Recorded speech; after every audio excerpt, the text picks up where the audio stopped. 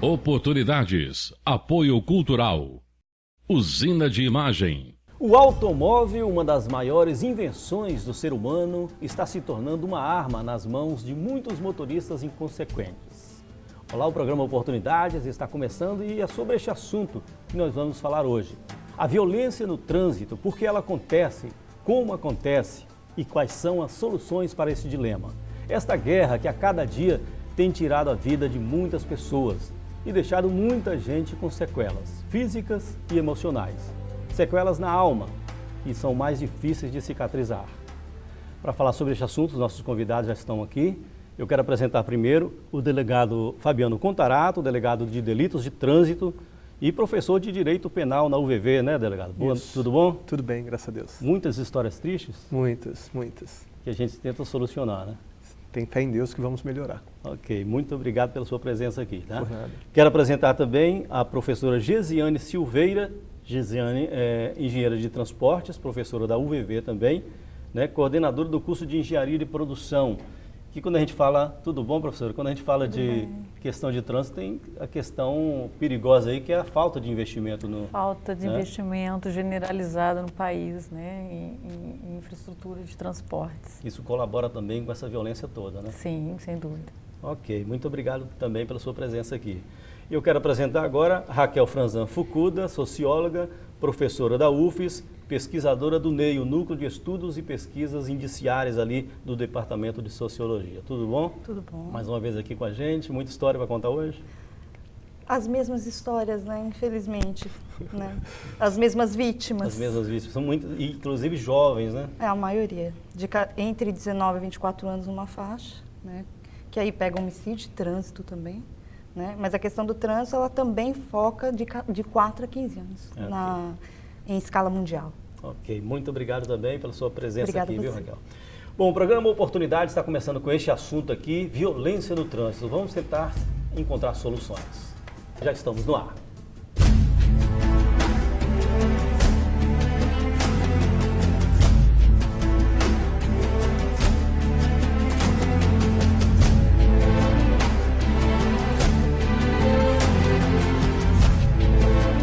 Ok, mais uma vez obrigado pela presença de vocês aqui. Eu gostaria que vocês fizessem um diagnóstico preliminar sobre essa violência no trânsito, do ponto de vista de cada um de vocês.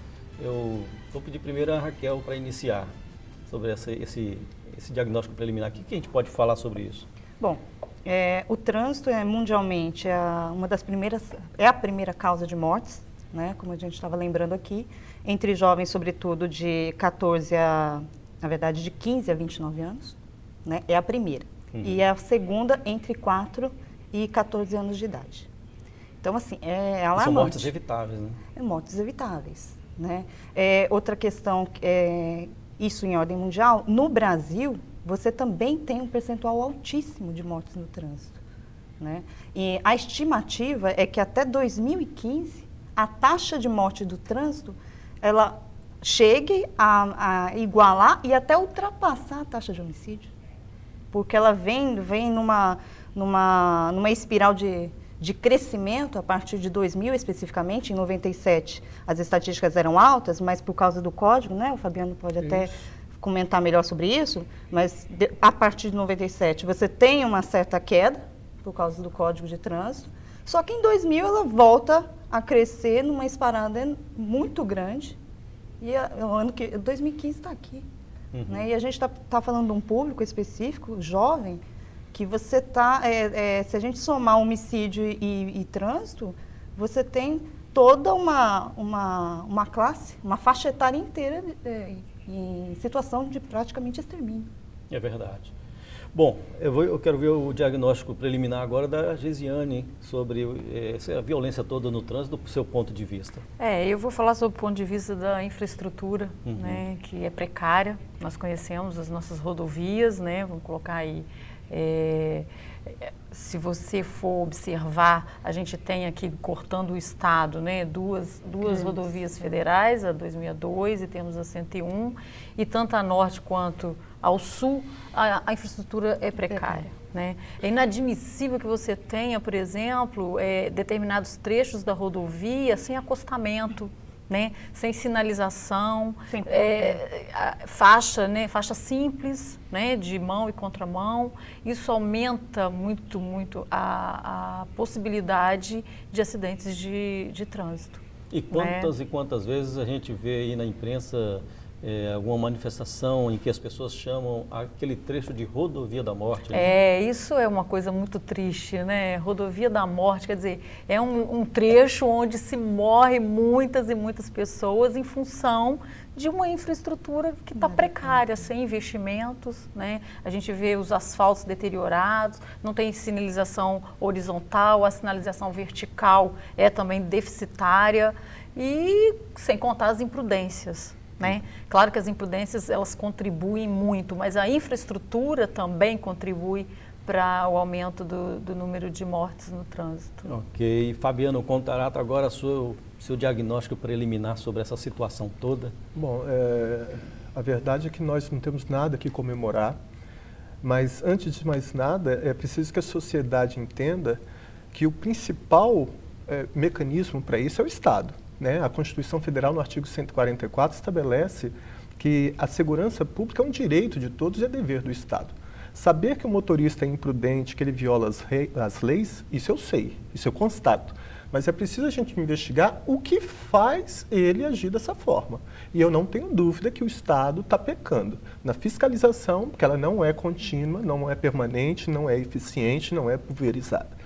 Então, a partir do momento que o motorista sai de casa com a certeza de que ele não vai ser parado numa fiscalização, ou seja, o Estado não está sendo presente na fiscalização, no poder de polícia, a partir do momento que não se é trabalhado a disciplina Trânsito e Cidadania, como determina o artigo 76, que lá, desde 1997, está escrito: a educação para o trânsito será promovida nas escolas de ensino fundamental médio superior, quer seja como disciplina eletiva ou transversalidade. Também não é, a letra da lei está morta, então o Estado peca na falta de fiscalização, no processo educacional, e nós temos uma legislação, que até aí, eu entrando um pouco, me perdoe, da área da sociologia, eu acho um grande equívoco quando se fala que o Congresso Nacional representa o povo. Não, o Congresso Nacional representa determinadas camadas, né?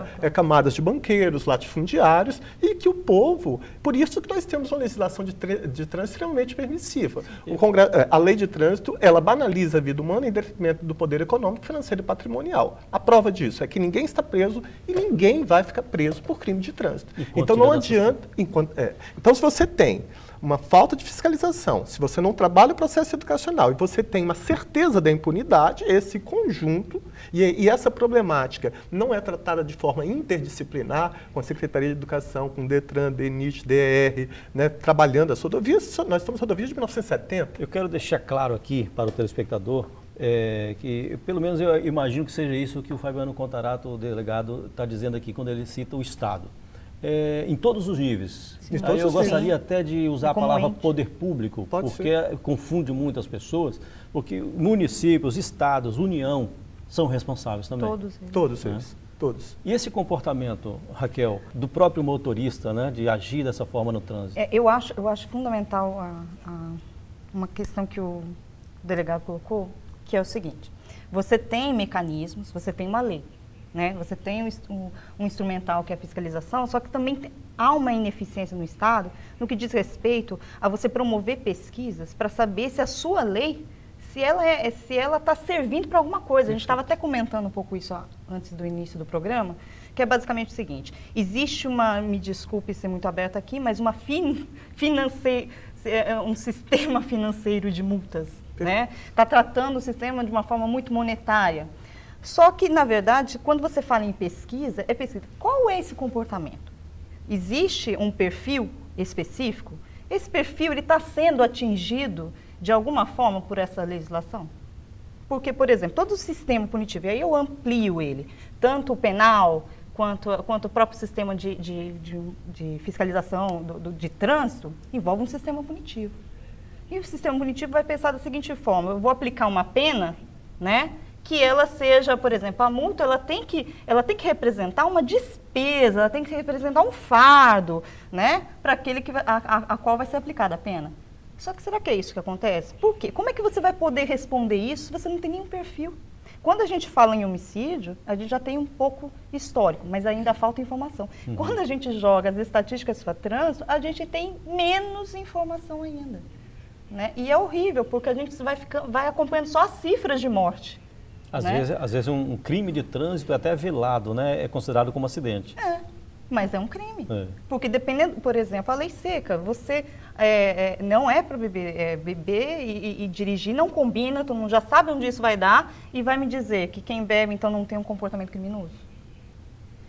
Da possibilidade de matar alguém? E o mais triste nessa história é que eu vivencio todos os dias, costumo te falar que todo dia eu estou de luto. Porque todas as vítimas fatais, quem faz liberação sou eu, junto no DML.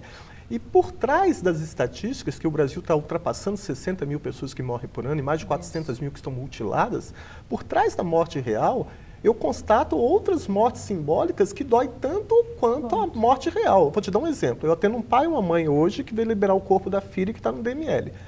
Primeiro que a morte no trânsito, ninguém está acostumado com perda. É o filho que foi para a escola e não voltou, a filha que foi para a balada e não veio. O corpo daquele ser humano fica mutilado. Então eles ficam me questionando, mas doutor, foi entregue o veículo, foi devolvida a carteira, a vida do meu filho vale R$1.000, o motorista não vai ficar preso. São coisas que não sou eu que tenho que responder, é o próprio Congresso. Passa-se 3 meses, Guilherme, e só vem a esposa. Aí eu pergunto, cadê seu marido? Ela chora e fala, nós nos separamos. Quer dizer, mas por que separou? Eles ficam se cobrando, o Estado, o poder público não dava, porque agora dá. Né? Platão falava que a sabedoria está na repetição, de tanto lutar por isso, foi instituído um núcleo de atendimento psicossocial. Mas o impacto é tão grande na família. Claro, porque eles começam a cobrar. Eu não falei que não era para você ter dado a né? moto? Eu não disse que não era para você ter deixado ela sair com aqueles colegas? Aí desmantela uma relação conjugal. Essa é uma morte. O filho mais novo que não estava no acidente, pela ausência do irmão e pela fragilidade dos pais, começa a usar o cigarro ou o álcool. Essa é outra morte. Sequela da alma, né? Como eu coloquei na abertura do programa. A professora colocado. Gesiane, olha só, tem uma questão também que eu gostaria de colocar aqui, é que o Brasil ele tem uma política de aumentar a frota. Pelo menos a minha compreensão é essa. Eu não sei se vocês têm essa compreensão também. Redução do IPI. Né? Todo mundo quer comprar carro e pode comprar carro a perder de vista, enquanto na Europa a política é de redução da frota. Na verdade, há uma divergência de estratégia dentro do próprio governo, vamos dizer assim. Né? Uma parte incentiva a motorização, quando reduz e facilita a aquisição do automóvel. Né? E uma outra parte incentiva a não motorização, que é a parte que está preocupada com a mobilidade urbana, com as políticas de mobilidade, que querem cada vez mais fazer com que seja utilizado o transporte público, né, o transporte coletivo, a bicicleta. Há hoje uma estratégia grande para se utilizar a bicicleta. Mas e aí a gente esbarra naquela questão, onde está a infraestrutura? Porque se você colocar um ciclista nas ruas que a gente tem hoje, vai aumentar a violência. Ele vai morrer. Ele vai morrer. Né? Porque você não tem ciclovia, a cidade não está preparada para isso. E quando tem, não é contínua. E não é contínua, como você, né? Você não consegue sair de casa numa ciclovia até, né? Você até pegar o trecho existente e depois a outra ponta. Na verdade, tem que se pensar a mobilidade urbana de uma forma sistêmica, né? Não é Vitória, vamos pegar aqui no estado, não é pensar Vitória, é pensar toda a região metropolitana e aí todos trabalhando junto em prol de um sistema de mobilidade urbana metropolitana. E também essa confusão que acontece, como a Gesiane colocou, né? É a ausência de uma política de Estado.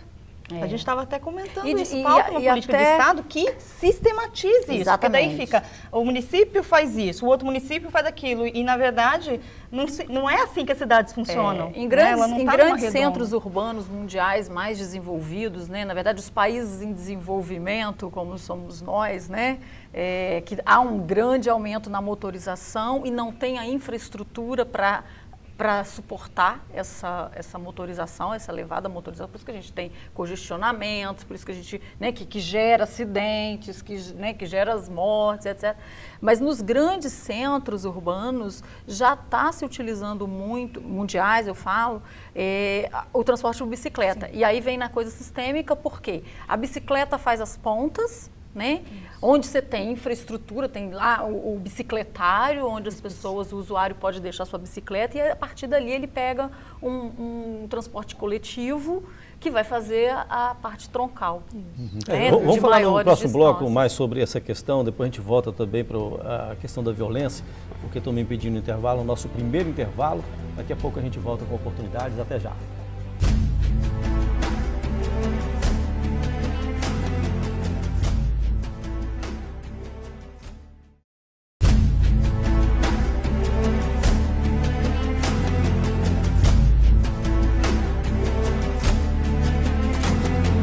Estamos de volta com oportunidades. Nós estamos falando hoje sobre trânsito, a violência no trânsito em todo o Brasil, uma violência que tem matado muitos jovens e essa violência também ela é colaborada também pela infraestrutura, de acordo com a professora Gesiane Silveira, que está aqui com a gente agora. Essa questão da ciclovia que você estava falando, essa questão que é amarrada, né? Como é que seria as bicicletas seriam as pontas dessa integração? É interessante que se faça as pontas, né, dessa integração e a partir daí o usuário deixa a sua bicicleta ali e ele dá continuidade no seu trajeto em meios de transportes coletivo motorizado. Quer dizer, menos veículos nas rodovias seria melhor, nas vias. Sem dúvida, né? O veículo individual. Mas o que acontece? Hoje há dificuldade de acessibilidade, né? A mobilidade está difícil nos grandes centros urbanos. E o usuário do transporte coletivo, ao adquirir um automóvel, isso faz com que a sua mobilidade fique aumentada, né? Porque ele sai do transporte coletivo para o automóvel, ele consegue fazer um trajeto num tempo menor. Mas a mobilidade em transporte individual também está ruim, né? Quando você fala do coletivo para cá, melhora. Mas e para quem já é usuário do transporte individual, a mobilidade está também muito ruim. O ideal é que se melhore o transporte coletivo, melhore as condições do transporte coletivo, né? Que no país a gente sabe que né, os brasileiros sofrem. A gente não tem transporte coletivo de qualidade e aí então seja atraente para o usuário do transporte individual deixar o seu carro em casa e passar a utilizar o transporte coletivo. Eu acho que isso passa também para você ressignificar algumas coisas. Sim, porque é um processo de educação, né? Somente colocar à disposição, não penso que vai diminuir o acesso a veículos, porque o veículo é um símbolo de status. Com né? certeza. E realmente, assim, para lidar com essa questão, a gente sabe, as estatísticas acompanham o aumento da frota, né? E o que é interessante, como é a questão do que você falou, o veículo individual, né? O transporte individual. Porque a partir de 2000, ela não mais afetou, até 97 era pedestre a principal vítima. Depois ela migrou num período curto para automóvel, mas depois ela, até hoje, é um motociclista. Né? Agora é verdade também que a gente tem que reconhecer, aí eu bato sempre nessa tecla, no que pese eu seja um funcionário público, na perversidade do poder público. Eu não tenho dúvida de falar. O Espírito Santo, por exemplo, tem uma geografia, uma topografia extremamente propícia para melhorar todo o sistema de transporte, seja para o trem de superfície, seja por ferrovias, reativar o rodoviário, mas só que há a perversidade do monopólio dos rodoviários. Não querem abrir mão e colocam em condições subhumanas as pessoas, os usuários do transporte público. Então, se ele não incentiva a ciclovia, não dá um incentivo, não trabalha no processo educacional, as estradas da década de 70 são verdadeiros queijos suíços, e que você não trabalha esse processo educacional na sua plenitude, não tem uma legislação rigorosa. O Código de Trânsito ele tem como premissa fundamental a educação. E isso é uma grande mentira, porque hoje muito se vê no Código de Trânsito brasileiro como um fortalecimento da indústria de multa. Se você ter ideia, mais de inúmeras transgressões administrativas você tem no Código de Trânsito.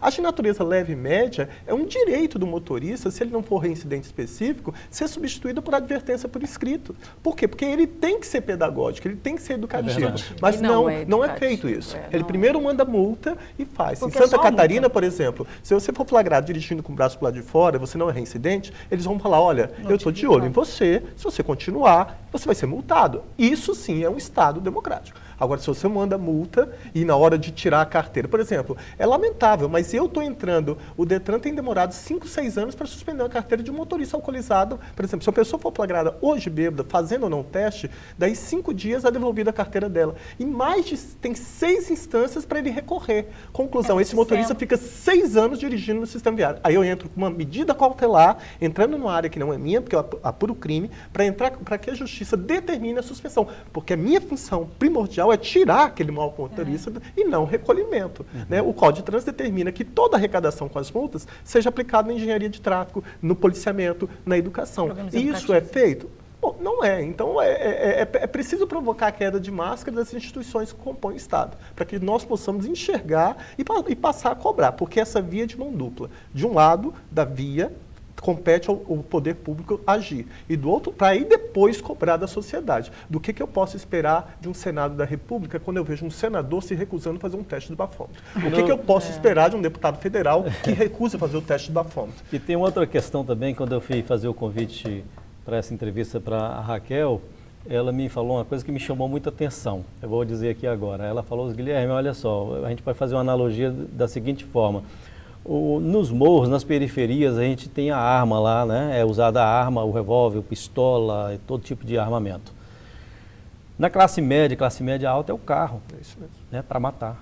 Eu acho que, ainda falando dessa questão das multas, né, da aplicação da multa e etc., né, o que acontece? Não tem um sistema educativo, né, que aí é o poder público também, né, que tem que fazer a educação da população de modo a conscientizar. Né? Hoje, por exemplo, poucas pessoas não utilizam o cinto de segurança.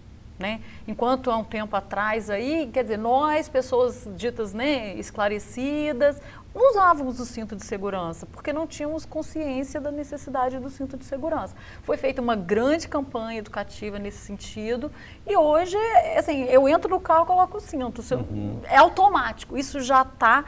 E eu percebo o seguinte, eu tenho 2 filhos, eu tenho uma filha de 9 anos e um de 4 anos, e eles... Graças a Deus, eles têm a oportunidade de estudar numa escola onde eles recebem orientação para o trânsito. Né? Que bom. Eu acredito que deveria isso ser muito mais expandido, né, difundido para dar acesso a todos. Mas os meus filhos me corrigem muitas vezes. Mãe, você não está na faixa de pedestre. Né? Mas, obviamente, também que isso tem outro enfoque, né? Até eu acho um pouco sociológico, porque é o perfil do criminoso, da camada, né? Eu não tenho como, eu estou falando porque eu dou palestras em comunidades, em comunidades eclesiais de base, enfim. A minha fala na hora que eu vou para um bolsão de pobreza, é como ele vai se portar numa via pública, dentro de um coletivo. Sim. Agora, quando eu vou numa escola particular, que é o perfil do meu criminoso, porque é esse, tá? A gente estuda em direito que a pena não passa do delinquente, isso é uma grande mentira, porque a justiça condena o filho do rico, mas ele não vai cumprir. Quem vai pagar a pena que vai ser transformada em cesta básica é o pai ou a mãe. Olha, qual a função social da pena? Por que o Poder Judiciário não passa a estabelecer para esses motoristas que são condenados, que mataram no trânsito, por exemplo, para presenciar uma necrópsia dentro do DML, ou presenciar eu liberando um corpo na delegacia, ou ficar dentro de um SAMU, vendo que só quem tem um filho paralítico, que você tem que tirar a urina dele 5 vezes por dia, se não atinge os rins, é que sabe o que é isso, o custo disso, né? Então, a cesta básica, quem é punido são os pais. São os pais. Agora, o que é interessante, né? Você precisa identificar. O que é interessante essa clivagem entre gerações e entre classes sociais? Primeiro, é a necessidade de investigar isso. A gente sente, né, Fabiana? A gente sente que é um perfil, mas a gente não tem estatística para isso. O que acontece? A gente também percebe que o álcool é um fator. Mas e as outras drogas? Quer dizer, você faz o teste do bafômetro, mas você cheirou cocaína ou fumou uma pedra de crack, você não vai... É porque o bafômetro é só o etílico, exatamente. Né? O é exame só etílico, álcool, álcool por ar expelido. Por exemplo, eu costumo brincar que a gente tem bafômetro, não tem doidômetro. Por exemplo, eu tenho um número elevado de carreteiros com transportes de caminhoneiros que usam barbitúricos, cocaína. Mas como que o Estado... Se o Estado é falho até na fiscalização no que tange a lei seca, entre aspas, que eu falo que a lei seca está desidratada, de seca não tem nada, e quem dirá quando nas demais substâncias de efeito psicoativo. E aí você não tem um acompanhamento do reincidente também, né? O que acontece? Você precisa estabelecer um perfil para focar as políticas públicas. Né? O que acontece é cada um dando um tiro para um lado, né? O Fabiano sozinho nessa história, quase um xerife, porque está sozinho mesmo nessa discussão. E o que é interessante? Não é uma concepção preconceituosa, mas como a professora bem colocou, há um acesso a carro, mas não há um acesso a todos. O que preocupa é o aumento do acesso à moto, e é por isso que a moto agora é a principal estatística em mortes. Né? E aí tem que ressignificar, né? Eu não vou do transporte coletivo, mas eu tenho dinheiro para comprar uma moto. Mas o problema também é social, né? Porque, por exemplo, eu presenciei estabelecimentos que davam bônus para o motoboy. Ou seja, eu sou dono da pizza, ninguém quer receber a pizza fria. Então ele falava o seguinte, se você chegar em tanto tempo, você... eu te dou. Então o cara fica no dilema. A própria sociedade impõe essa velocidade aos motoboys, né? Então, por exemplo, ele falava o seguinte, ele fica num dilema, ou você cumpre as regras do estabelecimento comercial, viola, colocando em risco sua própria vida, ou você está fora, eu contrato outro rapidinho. E contrata outro. Olha, dá até o recado aqui para o telespectador que pede uma pizza quentinha e fica exigindo que o motoboy chegue em 2 minutos. Pense na mãe, na família. Né? Aceite a pizza morninha, né? Agora, o que é importante? O que junta, né, nos fenômenos sociais que envolve jovem, envolve criminalidade, envolve homicídio, envolve a violência de modo geral, o que une essas duas categorias de jovens é a ausência de limite. É verdade. Né? Você tem ausência de limite, tanto para aquele que vai cometer um ato, um crime, né? Seja matando alguém, seja roubando, é uma ausência de limite, é uma ausência de uma figura de autoridade, muitas vezes na vida. Mas você vê essa ausência de uma forma muito mais representativa e quase que simbólica na questão do veículo. É os rachas, né? E você vê a ausência no ato da várias experiências que o Fabiano coloca. O filho vai lá, cometeu uma infração, fez um racho, ou atropelou, subiu na calçada, fez alguma coisa, aí vai lá o pai, literalmente passa a mão na cabeça, assume a dívida, assume a responsabilidade do delito, pagando uma cesta, ou pagando, mas é o pai. Né? E aí, de certa forma, vai refletir como? É a falta de conscientização que não tem nem em casa, né? Os pais não estão educando os filhos. Na verdade, a família hoje está renunciando ao poder, né? Ela está achando, eu acho que hoje o grande falho, acho que os pais deveriam repensar nisso. Os filhos da classe mais favorecida economicamente acham que ser um bom pai é botar o meu filho na melhor escola, de preferência de tempo integral, e pagar um terapeuta de 15 em 15 dias, não ter acesso ao filho, e quando tem, não é para impor limites. Se tivesse um botão, seria melhor ainda, né? Um botão de liga, justamente, então quer dizer, ainda. Eles estão transferindo uma coisa, a ética, o caráter, a dignidade, a compaixão. Terceirizando. Isso é da família. E eu acho que, não ter uma lei para determinar isso. E a gente pode ampliar isso para um conceito, né? Para um modelo de sociedade que foi adotado.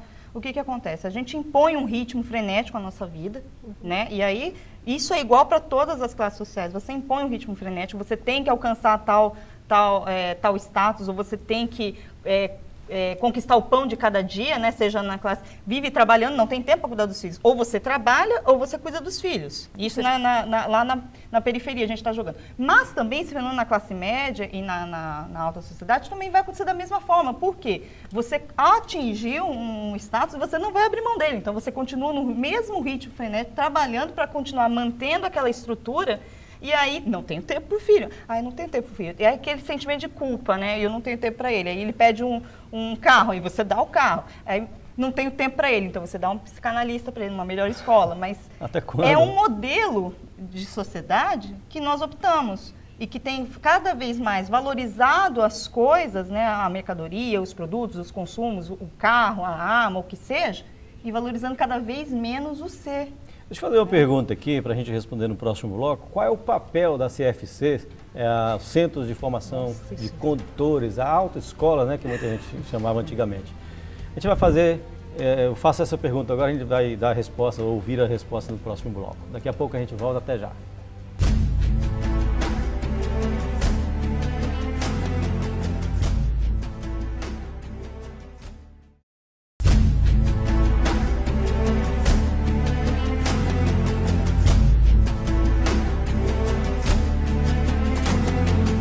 Estamos de volta e eu acredito que neste momento esteja acontecendo um acidente em alguma estrada no Brasil, porque são tantos acidentes, quase que por minuto ou por segundo que a gente fica até assustado com esses dados, essas estatísticas, né? São tantas mortes, tanta gente sofrendo sequelas.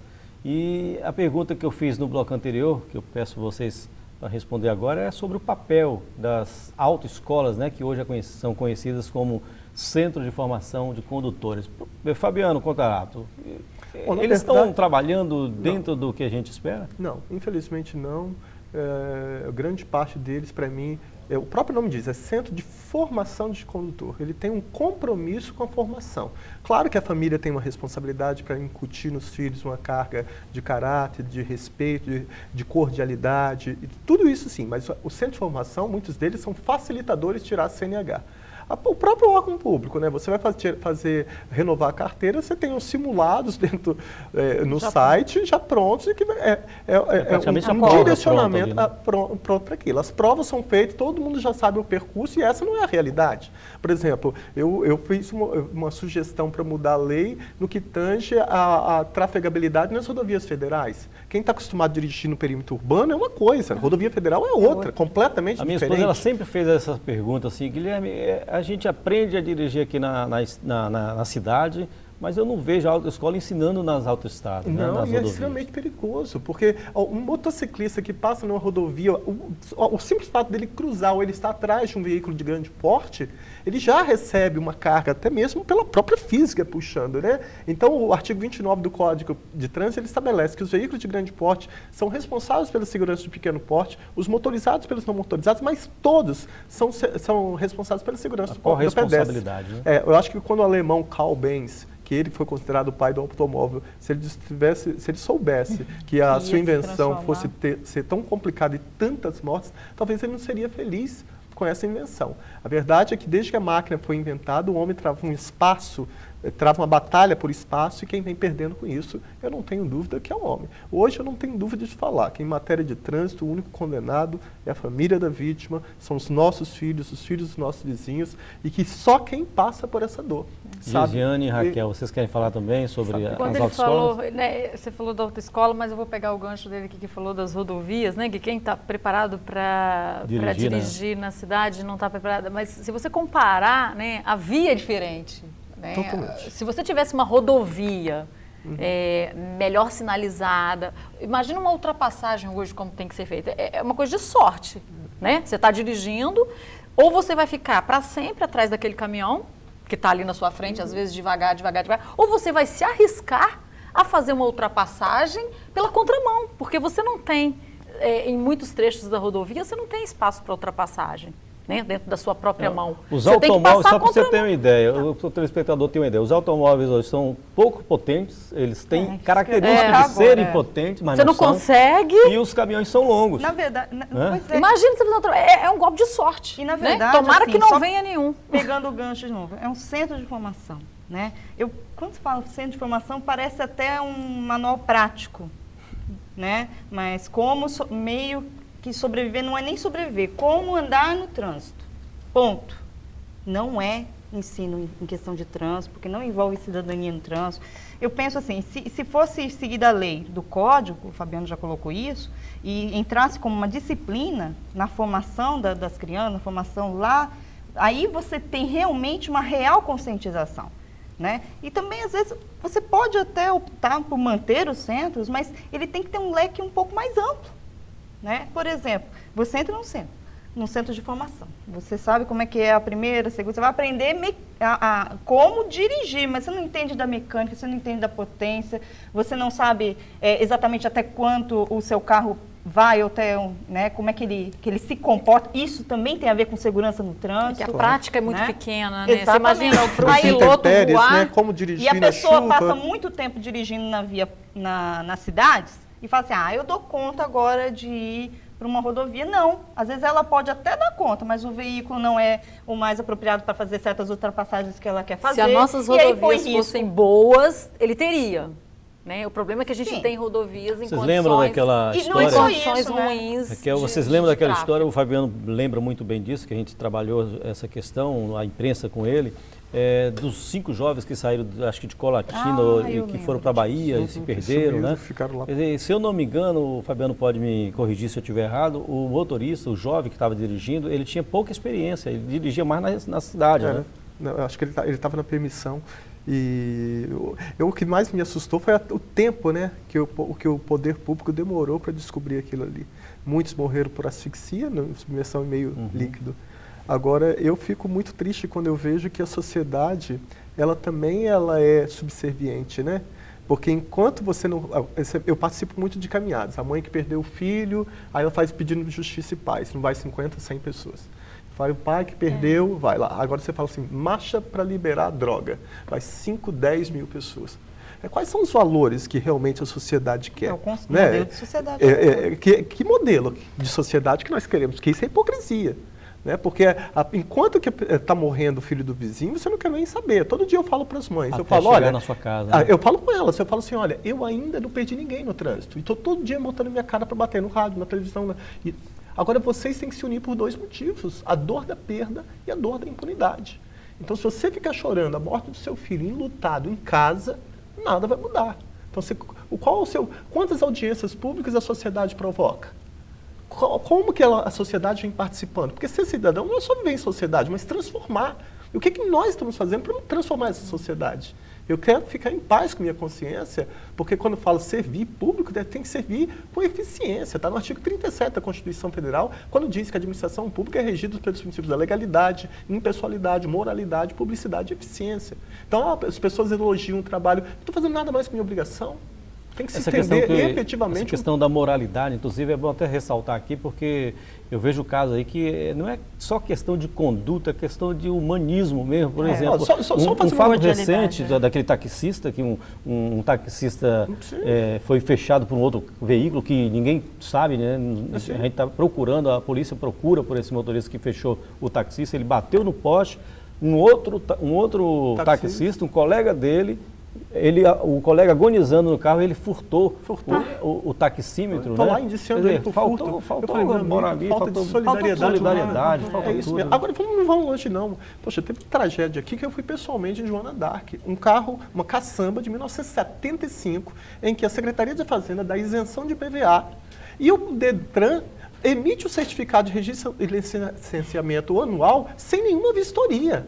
Meu Deus, o artigo 22 é claro, ele determina que para você emitir o certificado de registro e licenciamento veicular anual, você tem que fazer uma vistoria com relação à segurança desse veículo. Então, olha, aquele freio estava emendado, matou uma mulher grávida de 8 meses, matou uma criança que ia fazer 1 ano, a outra mulher está toda dilacerada, tendo que reconstruir os órgãos genitais, inclusive, e o motorista não foi preso, o próprio poder público emitiu um certificado de um carro de quase 40 anos de uso.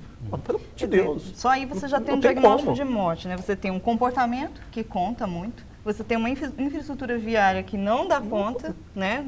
Não suporta a quantidade da frota e continua incentivando a frota. Mais. E você tem isso se a gente começar a entrar nas indústrias automobilísticas, quer dizer, numa via que você não tem que chegar a 180, por que o carro vai a 200?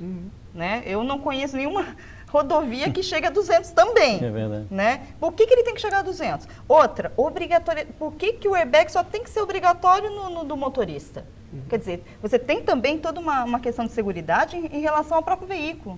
Então, olha o somatório, né? Tudo isso somado é tragédia social. Dinheiro, e é tragédia social. Né? No final das contas, é uma tragédia anunciada. Um airbag que todo mundo já sabe. que é menos custo para a indústria, né? Pois vende mas mais carro, né? Por que nosso carro básico, esse carro básico, ele não tem segurança nenhuma. E aí falta o quê? Né? Uma intervenção. Né? Se você tiver volta a bater na tecla, política de Estado, que sistematize isso, que daí criam as normativas, não deixa cada um a léu, né? Porque daí você teria um fio condutor. Não é possível isso, é um novo projeto, um novo modelo de cidades, e sair do papel os projetos das ciclovias, quer dizer, você falta pesquisa também. No cenário do Espírito Santo, focando só aqui, né, na Grande Vitória, olha a quantidade de pessoas que andam de bicicleta. A gente percebe, quem quantifica? Agora, eu também queria chamar um pouco a atenção, Guilherme, dos meios de comunicação social. Por quê? Porque olha o avanço que a sociedade brasileira teve quando aboliu as campanhas publicitárias com relação ao tabagismo. Quem ganhou foi a sociedade. Agora, por que hoje nós permitimos as campanhas publicitárias de estímulo ao consumo de álcool ligada à mulher bonita, à atriz, à atleta, à pessoa bem-sucedida? Né? A pessoa bem-sucedida, quando a vinculação do alcoolismo é doença pela Organização Mundial da Saúde, que atinge toda a família, tem um alcoolista em casa.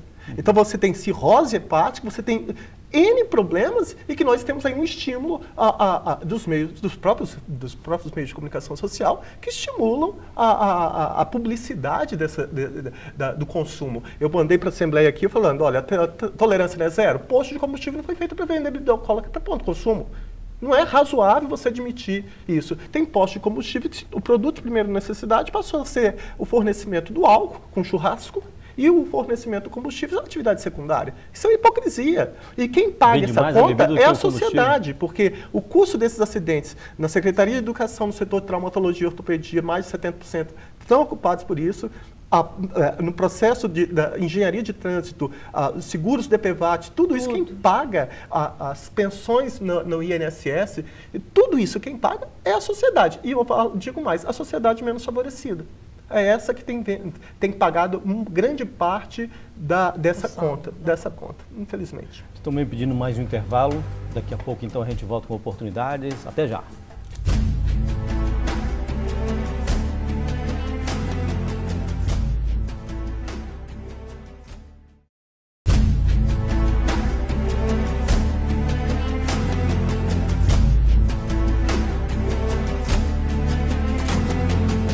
Voltamos com oportunidades, nós estamos falando hoje sobre trânsito e violência. A violência no trânsito é muito grande aqui no Brasil e a questão de quem paga mais por isso, de acordo com o delegado Fabiano Contarato e com as estatísticas que mostram muito bem, são os menos favorecidos, né? Eu gostaria que a gente pudesse ressaltar mais essa questão. A Raquel tem esse pensamento também, Raquel? Tem sim. Tem um documento que foi feito pela Organização Mundial de Saúde, 2011, o Fabiano conhece ele, que ele aponta que em 2011, de 20 a 50 milhões de pessoas sobreviviam, né, eram pessoas que conviviam com traumatismo, ou seja, esses 20 a 50 milhões de pessoas na ordem mundial vivem à custa de algum benefício do Estado. Né? Perderam algum membro, precisam de fisioterapia, são sequelados no trânsito. Quer dizer, não é só as estatísticas já são alarmantes, mas você tem toda uma família, toda uma categoria de pessoas afetadas e vão continuar a viver em função desse único evento que foi o acidente de trânsito. Tem uma cidade ideal, Gisiane, para não se ter tantas sequelas, tantos acidentes? A cidade ideal é uma cidade, né, que oferece um transporte público de qualidade, que seja atraente, né, ou que ofereça, por exemplo, a gente tem os sistemas carpools, né, em algumas cidades que oferece maior mobilidade, maior velocidade no trajeto, pistas de maior velocidade para condutores que levem carona. Né? Ou seja, se você dá carona para alguém, você tem direito a trafegar numa pista, né, de maior velocidade. Então, incentiva o uso do transporte compartilhado. Individual, mas que seja compartilhado. Compartilhado, quer dizer, é menos um veículo na rua. Colocar pedágios, né, em determinadas zonas, aproveitar melhor, por exemplo, aqui no estado, né, aqui em Vitória a gente tem aí uma hidrovia pronta, né? Então aproveitar melhor os recursos naturais, né, que a região oferece e pensar, né, o transporte urbano, estou falando aí no caso urbano, de forma sistêmica, como tem que ser pensado. Olha só, eu já fiz alguns programas aqui sobre mobilidade urbana e já trouxe várias vezes aqui representantes do transporte urbano, o transporte coletivo da Grande Vitória. E eu achei muito triste um comentário que foi feito quando a gente falou da possibilidade de aumentar, melhorar a frota, né, e fazer com que as pessoas deixassem os carros em casa para usar o transporte público. O que eu ouvi desses representantes foi o seguinte: seria interessante as pessoas deixarem seus carros em casa e usar o transporte público. Aí eu perguntei para ele, não seria interessante melhorar o transporte público para a gente perceber essa melhoria e depois deixar o carro em casa? Ele, não, é melhor deixar o carro em casa, para depois a gente investir no transporte Não, público. não. Como Eu não que penso resolve dessa forma, eu isso? discordo. Eu acho que o transporte público ele tem que ser atraente, porque senão você vai preferir usar seu carro. O investimento tem que vir primeiro, Tem que para a vir gente primeiro, perceber e ele deixar tem o carro que ser em casa. atraente, ele tem que valer a pena. Né? E criar, de repente, impedâncias para o uso do transporte individual. E, na verdade, eu acho que a ideia do transporte público, né, na verdade, jogando para um conceito mais amplo de mobilidade, é você ter projetos, projetar a cidade de uma forma diferente. Porque, por exemplo, se você facilita ciclovias ligando bairros, né, você facilita a convivência, você, de certa forma, populariza mais as áreas de convívio coletivo. Você tem praças na Grande Vitória inteira vazias. São espaços, né, que poderiam ser ocupados de forma com mais qualidade, só que, de fato, o que você tem? Como todo o poder público pensa, você cria um aparelho público, bota lá.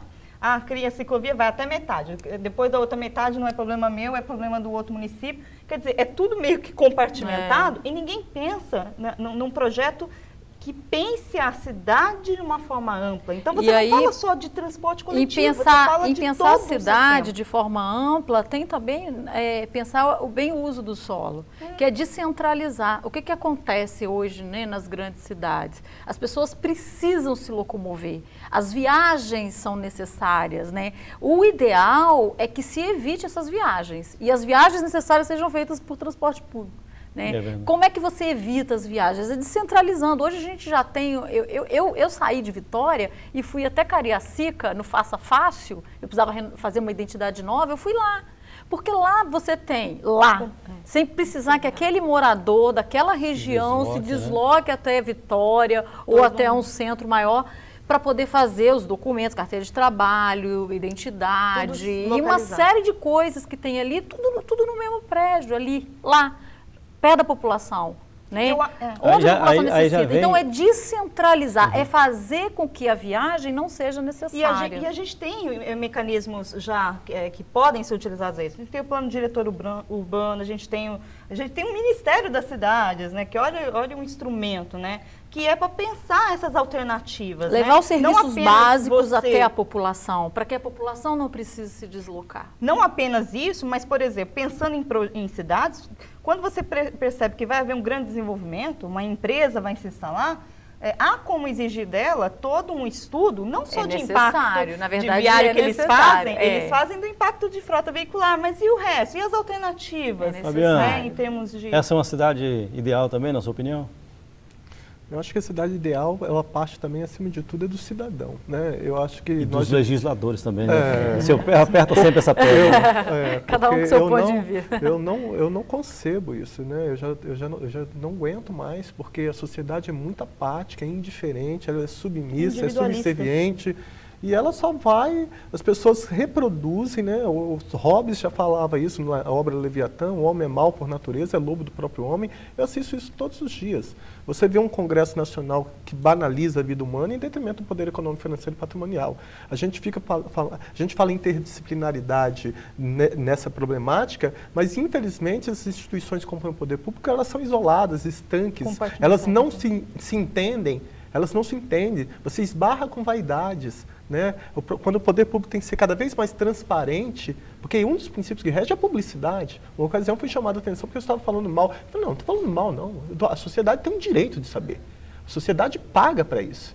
Então, para que você possa exigir, quando a professora fala do cinto de segurança, eu fico triste, porque a maioria das pessoas não cobram, por exemplo, quem está dando carona para colocar o cinto, e por vergonha. Olha, mas isso é físico. Se eu estou com cinto e eu não exijo que a pessoa põe, a colisão que vai ter, o corpo vai ser projetado no meu, que vai ver esmagamento de órgãos internos. Exemplo aqui da Miss Espírito Santo, né? A mesma coisa. Ou da ginasta que teve um envolvimento com a moça que faleceu, que também não estavam fazendo uso de cinto de segurança. Então, hoje há uma banalização. Para que nós temos 11 crimes no Código de Trânsito e o homicídio? A pena pode chegar a 6 anos, mas no final o artigo 44 determina que o juiz substitua a pena de prisão por uma pena restritiva e entra em cena as famigeradas cesta básica. Cesta básica não readapta ninguém, a pena tem que ter uma função social. Então, eu volto nessa tecla. Como que o Estado não pensa mobilidade urbana como um todo, como foi dito aqui, né? não só na engenharia de tráfego, mas nas escolas, na mobilidade,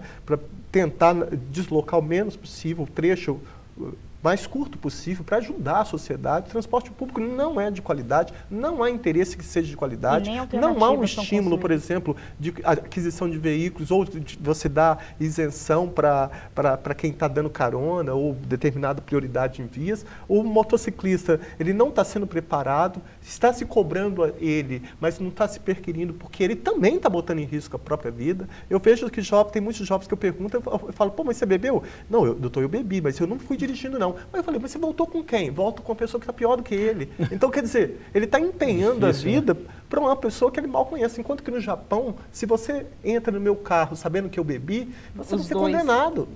Então, o motorista é condenado a 5 anos e 20 mil reais, e o carona que nada bebeu vai ser condenado a 3 anos e 10 mil reais. Porque ele sabia que o motorista claro, era alcoolizado. É o que nós temos aqui no Código Penal, no artigo 29, que diz que quem de qualquer forma concorre para o crime incide nas vezes pena. Agora, o problema é que o país é capitalista, as pessoas não querem. Uma visão extremamente tacanha, porque a arrecadação de ICMS é mínima, ínfima em relação ao prejuízo que quem paga é toda a nação, é toda a sociedade brasileira. Fabiana, há quantos anos o senhor está à frente da Delegacia de Delitos de Trânsito? Tem mais de 10 anos. Eu tenho 21 anos que eu sou delegado de polícia, trabalhei em vários locais no interior, na capital, e até que eu fui estacionado ali. Engraçado. Estacionaram o senhor um pouco, né? Mas engraçado porque eu fui titular da Delegacia do Meio Ambiente, e aí tive uma ocasião que eu indiciei o presidente da Codesa e pedi a interdição do porto, porque não tinha licença ambiental.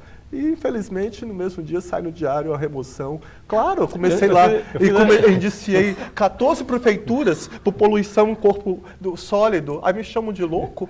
Não, eu estou cumprindo a lei. Todos são iguais perante a lei, sem distinção de qualquer natureza. Eu com relação à nunca vi Delegacia de Delitos, tão violado como esse. Delegado, com relação à Delegacia de Delitos de Trânsito, eu fiz essa pergunta porque eu queria saber, durante esse tempo, quantas pessoas efetivamente foram presas por crime de trânsito? Não, ninguém está preso no Brasil, ninguém vai ficar preso no Brasil por crime de trânsito. Só quando eu sustento o chamado dolo eventual, aí o carro é como uma arma para matar alguém, que é quando em virtude de racha, que é disputa não autorizada por espírito de emulação, ou quando está em virtude de embriaguez, né? Aí eu estou sustentando que ele assumiu o risco, porque dolo não é só intenção, está no artigo 18 do Código Penal. Dolo também é assumir o risco de produzir o resultado. Então, o motorista que pega um veículo automotor com potencialidade ofensiva, em excesso de velocidade, alcoolizado, drogado, batendo racha, ele assumiu o risco, deve ir a júri apenas 30 anos. Só que ninguém está preso. Tá certo. Olha só, o programa chegou ao final. Eu gostaria que vocês três fizessem as últimas considerações sobre o que nós conversamos. A gente vê aqui que o tempo é muito curto para discutir um tema como esse, né? Precisaria de mais tempo, ou pelo menos um outro programa para a gente continuar discutindo o assunto. Mas eu gostaria que vocês três fizessem as considerações finais. Pedir para a Raquel iniciar, por favor. Bom, como a minha área envolve juventude, né? E juventude, o que é importante colocar isso? A juventude, ela é a principal vítima em homicídio, é a principal vítima no trânsito, né, em escala mundial, e o Brasil está igual, né?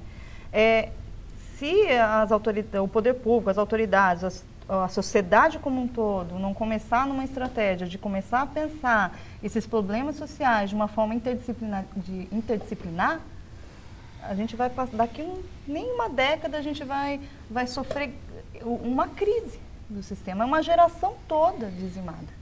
Né? Uma geração que poderia estar trabalhando, desenvolvendo, né? e continuar com as propostas de desenvolvimento desse país, não vai ter.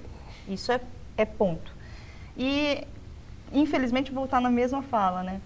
Assim como a questão da violência, tem que focar na interdisciplinaridade, é pensar o sistema como um todo. Então, por exemplo, o cara está correndo em alta velocidade. Mas eu não sou polícia de trânsito, eu sou policial civil, eu sou militar, eu sou...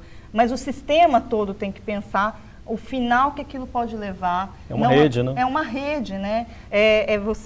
Você ter um olhar menos... e aí é difícil, porque é o próprio conceito, o valor de sociedade que a gente chegou. É pensar numa forma menos individualista de ver o problema. Ok, muito obrigado, Raquel. Gesiane, suas últimas considerações agora, por favor. Bom, enquanto a gente não tem melhorias, né, no nosso transporte público, infraestrutura, investimentos em infraestrutura, que cada um de nós, né, façamos, aqui eu quero chamar para uma reflexão, que cada um de nós cumpramos o nosso papel, né, enquanto educadores que somos, né, enquanto pais, né, que saibamos conscientizar os nossos filhos e aqueles que estão no nosso entorno, né, como disse aqui o professor, às vezes a gente não fica com vergonha de pedir, né, para o que está com o cinto atrás, né, está sem cinto atrás, colocar o cinto, mas vamos fazer a nossa parte. Né, eu acho que se cada um, pode ser meio ideológico isso, mas se cada um fizer a sua parte, se cada um, de certa forma, se conscientizar e conscientizar aqueles que estão no entorno, né, eu acho que a gente vai conseguir já ganhar alguma coisa. Ok, muito obrigado, Gesiane. Agora as considerações sobre o que nós conversamos aqui, as considerações do delegado Fabiano Contarato. Eu queria fazer um apelo à sociedade, e aí eu quero dar até uma carga, vamos dizer assim, emocional minha, né?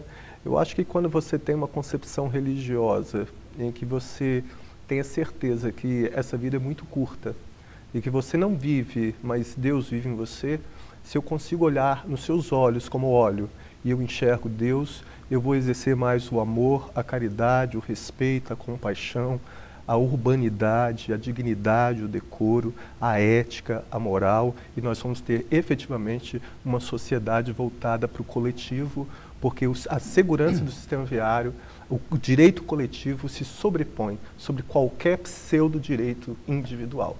Todos somos responsáveis porque todos somos partes da mesma sociedade. Lamentavelmente, nós não temos muito o que comemorar.